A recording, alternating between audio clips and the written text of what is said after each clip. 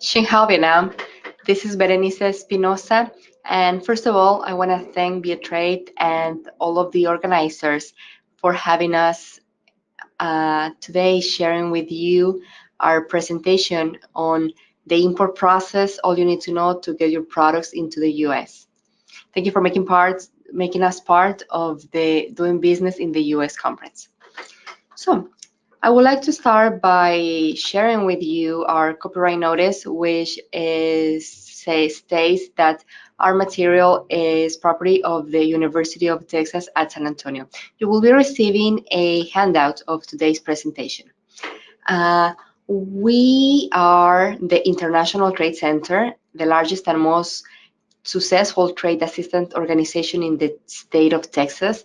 We receive our funding through the Small Business Administration, which is a federal agency, the state of Texas, and our hosting university, UTSA.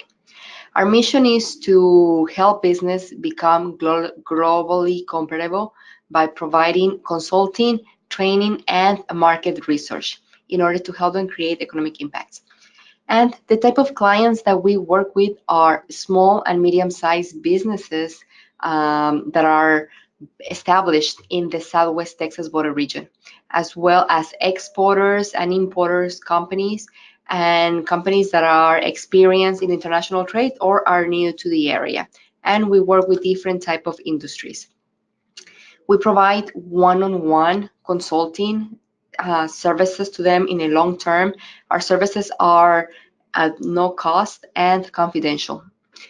We are the only source of technical trade assistance in the region, and our staff of international business consultants, we are all experienced and we are all certified global business professionals. We also have a team of 5 market researchers that helps with market research, and also we have state-of-the-art resources. Our center is also part of the Small Business Development Center network, which in the US, there's more than 1,000 centers that provide assistance to the small and medium-sized businesses. And we assist an average of 750,000 companies. And we also work and collaborate with countries with other countries to create and replicate this business model. We're currently working throughout the Americas, especially at this time with Central, Caribbean, and South America.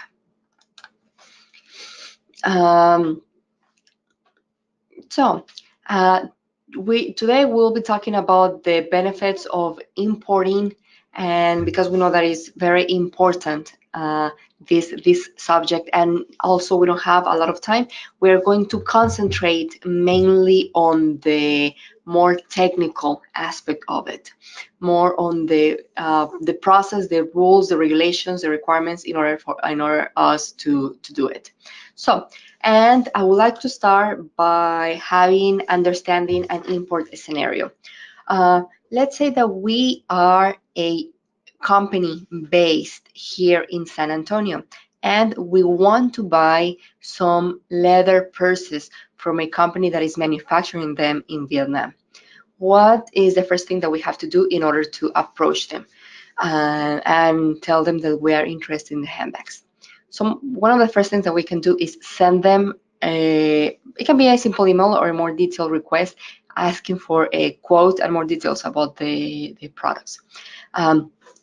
The company in Vietnam that is exporting or that is shipping to the US sends a pro forma invoice, and that serves as a quote, and it also provides very essential information in order for the transaction. So this is the example that the US company sends to the Vietnam company. Request about the products that they want to buy, the quantity, and this is the response that we get from them, the pro forma invoice, which is a lot more detail on the specifications.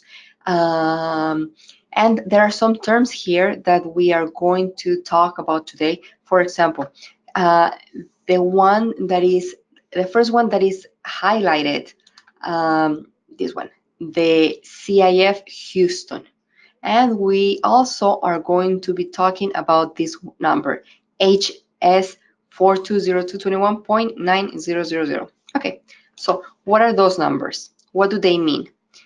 CIF Houston means cost, insurance, and freight from Vietnam to the port of Houston. And the seller pays for the shipment. The seller, here we're talking about the Vietnamese company that is selling to the US company. They say they pay for the shipment only to the port of Houston, as well as the insurance. CIF is an Incoterm. The Incoterms are commercial terms that define the obligations and the responsibilities between the buyer and the seller in international trade, and it's a very important part of the sales process. The Incoterms are administered by the International Chamber of Commerce and are very important because it tells the buyer and a seller to agree on certain things, including who's responsible of arranging the transportation, the insurance of the shipment, who's responsible of selecting the freight forward, the carrier, the custom broker, as well as preparing documents. And just keep in mind, Incoterms is a negotiation between all of them, between them. It can be that the buyer is responsible for doing most of the part, or the seller, or anywhere in between. So in this one, in CIF, is anywhere in between. It's a combination of responsibilities from both parties. And another thing that it can tell us is who is responsible or who assumes the risk of the shipment, and at what point does the risk transfers.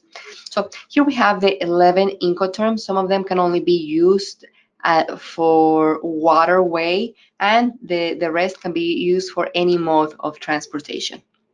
So the other number, the other thing highlighted on the pro forma invoice was the harmonized system number.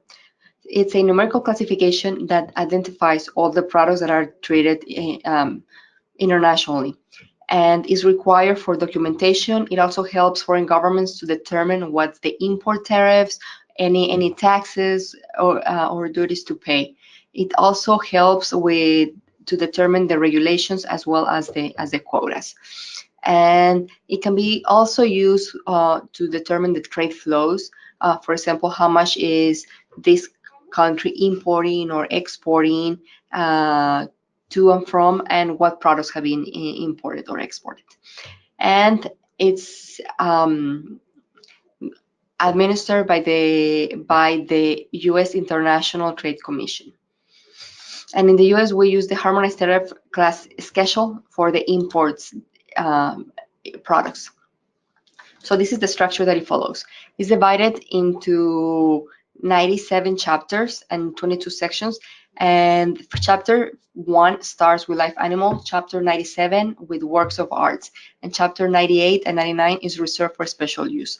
So on the pro forma invoice, we saw that our classification was 4203.21.9000. So that one tells us exactly what we're looking for. We're looking for a leather handbag, and the value is over $20. And the way that we start reading this is, first of all, we start by the chapter, then we jump to the heading and the subheading. And it will be easier to see on the next slide. Here we have a classification of the product, and here we can see our classification. So that's basically how we read and determine what's the right classification for our product. And something else that I want to mention about this, since we're already looking at this table, is the different columns that we have here. They are the special rates that the product needs to pay. And here on general is for countries that the US has normal trade relations with. Special is countries that they have a free trade agreement. And this one is for countries that the US does not have normal trade relations. So we can see that for a leather purse value over $20 each coming from Vietnam, which the US has normal trade relations with, the percentage is going to be 9%. And 9% is not determined only on the cost. is determined on several factors that we're going to see later on, and I'm going to refer back to this table. So just keep in mind this slide with the 9% for the leather purses entering into the US. So another thing that we can see on the pro forma invoice is the payment. How is the export company, the company in Vietnam, going to get paid or expected to get paid for the products that they are selling? Well, they are expected to get paid through a letter of credit, irrevocable letter of credit. And also here we can see the description of the goods, bovine leather handbags, and mention of the insurance to make sure that the products are being insured. Also, we can see other information like the quantity that we are ordering, what's the unit price for the item, amount, and shipping charges of that. Specifications about the shipment, weight measurements. So what else is the pro forma telling us? Those three things that were highlighted is the product information, the insurance, and also the payment terms. Well, now that we know more about the whole transaction, the next step will be to place the order. Once the importer, the US company that is importing this product, and the Vietnamese company that is exporting or shipping the product come to an agreement, the importer responds with a purchase order, which is similar, mirrors the pro forma invoice that they receive. And at that point, they agree and they have responsibilities.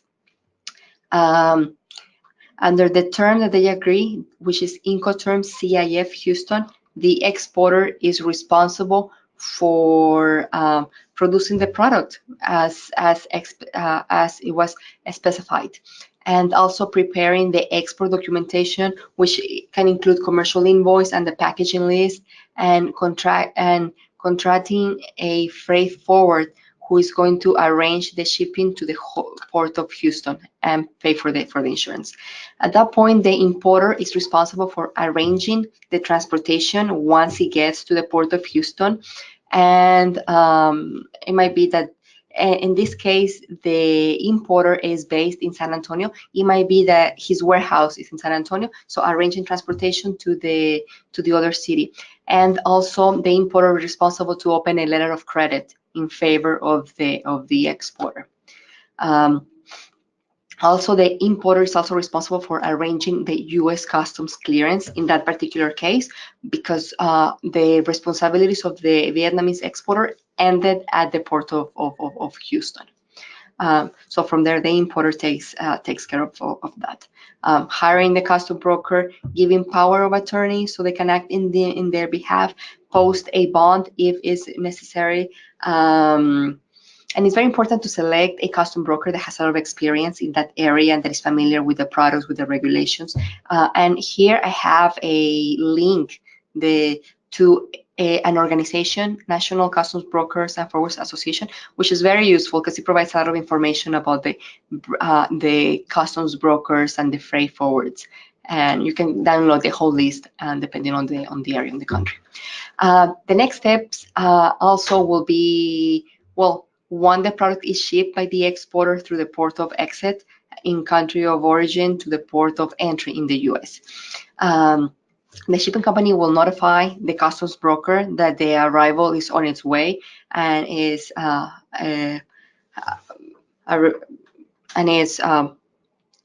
going to arrive at a specific date. The customs broker will also file the documents with U.S. Customs. Then the goods are formally cleared through U.S. Customs, and we're going to talk a little bit more detail about how does the products clear through customs. And finally, the goods are released to the importer for final shipment to the final location. Then something else that is required is the type of payment. In this case, the payment was done through a letter of credit. So letters of credit and bank drafts require the movement of documents through the banking systems before they can reach the customs broker. And before the documents are released to the customs broker, payment is required. So the importer needs to pay for the products before.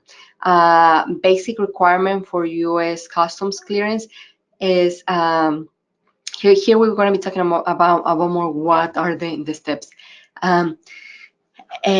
A person, an individual can make their own custom clearance, and it can be done through different areas. It can be different ways. It can be a formal entry, an informal entry, or a postal entry.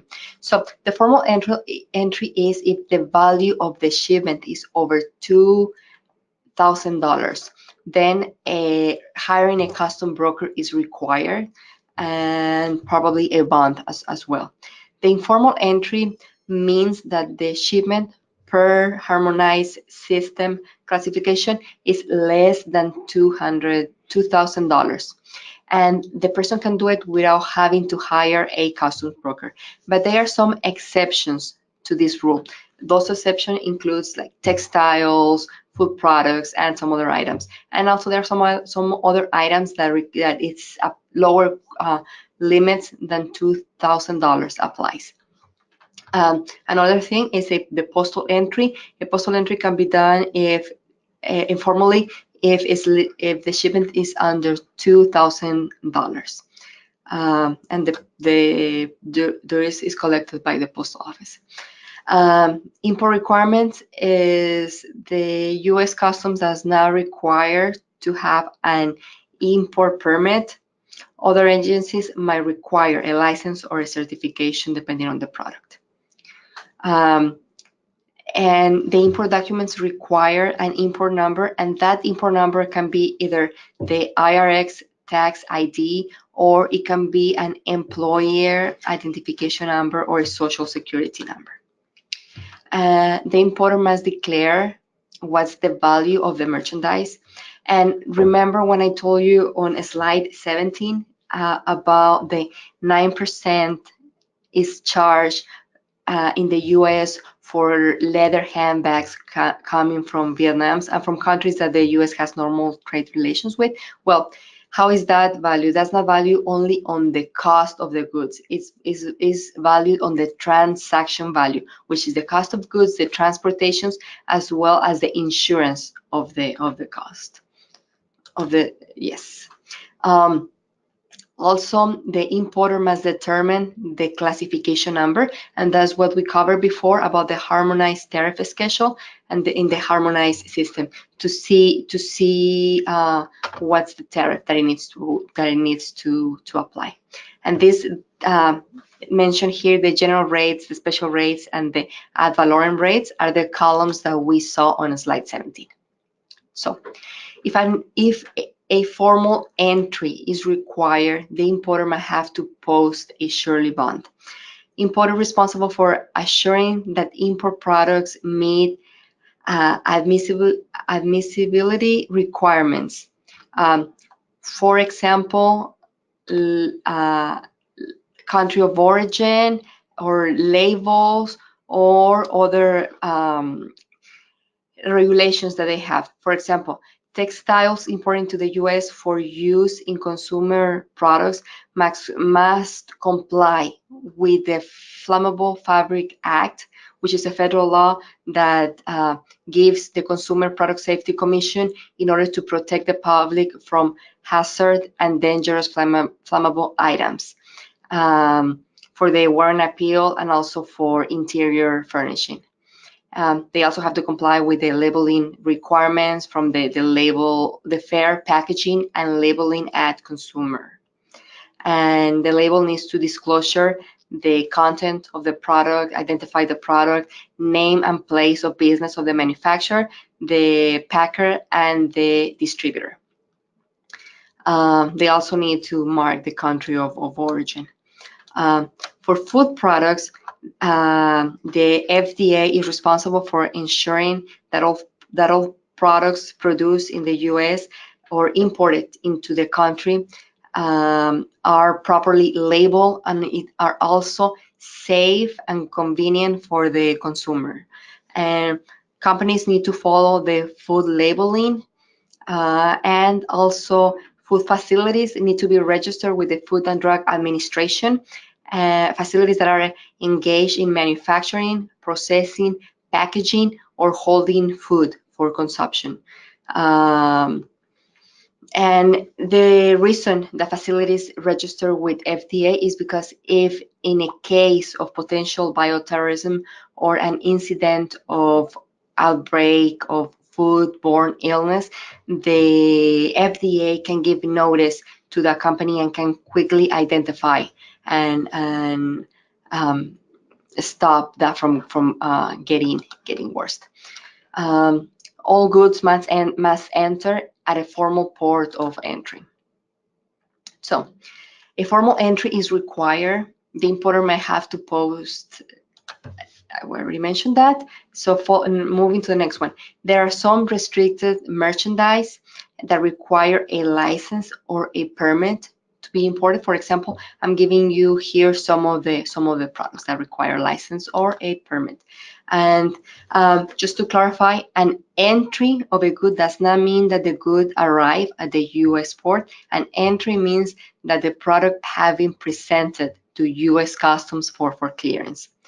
And goods that are not entered within 15 days of arrival at the port are considered abandoned, and they are sent to a warehouse for storage. And in this case, the importer is responsible for paying storage fees. And I'm saying in this case because of the Incoterm that we use, the CIF, the exporter in Vietnam responsibility ended at the port of Houston. And from there, the importer was responsible for the rest. And after 6 months, the products are considered abandoned and are sold at auction. So, in order to make formal entry, there are some documents that are required. For example, a bill of lading, or if it's coming through airplane, then it's an airway bill, or also a carry certificate naming who's the consignee, as evidence of the consignee right to make entry. Also a commercial invoice, an entry manifest, which is the entry manifest usually filed by the customs broker through the AES system.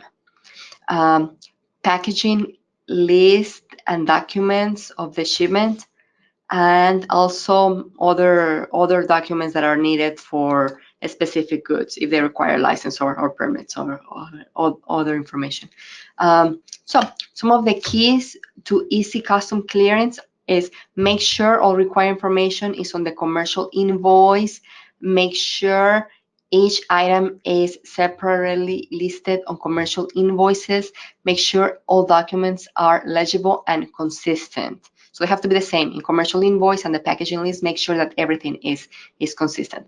Make sure your goods show the country of origin, because the taxes are based on the country of origin. And also make sure that all the marking on each box are clear and easily to identify. And it's important to have an objective to import using a systematic approach that allows you to make the right decision and to manage the import process. And I'm going to leave you some resources on textiles and leather goods and food products. I was told that there are some companies in the audience that are in those industries, so you can look at those links and find additional resources. So I would like to thank you for your time, and you have my contact information. If you have any questions, I know that during this format, we don't have time for questions and answers, but if you have any questions, just please send me an email. You have my contact information, and thank you for your time, and I wish all of you good luck.